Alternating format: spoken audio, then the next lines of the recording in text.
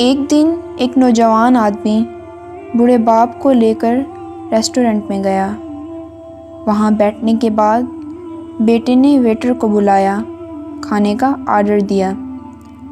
باپ چونکہ بوڑھا تھا اس لیے کھانا کھاتے ہوئے اس کے ہاتھ کپ کپا رہے تھے اور وہ سارا کھانا اپنے کپڑوں پر گرا رہا تھا۔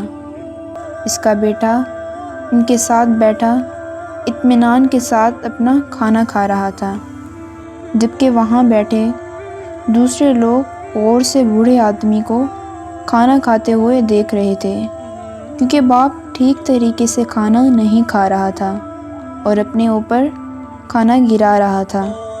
کھانا ختم ہونے کے بعد بیٹے نے رومال اٹھایا اور اپنے باپ کے ہاتھ اور اس کا منہ صاف کیا، پھر اس کو لے کر واش روم گیا۔ وہاں اس کے کپڑوں پر لگے کھانے کے دھبوں کو صاف کیا، اس کے بال کنگھی کیے اور اس کو لے کر باہر آ گیا۔ ریسٹورنٹ میں بیٹھے سب لوگ ان کو حیرانی سے تک رہے تھے۔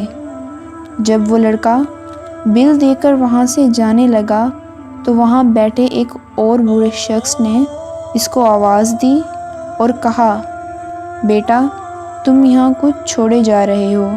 لڑکے نے جواب دیا، جی نہیں جناب، میں تو کچھ نہیں چھوڑ کر جا رہا۔ اس پر بوڑھے شخص نے کہا، بیٹا تم یہاں بیٹھے ہر بیٹے کے لیے ایک سبق اور ہر باپ کے لیے ایک امید چھوڑ کر جا رہے ہو۔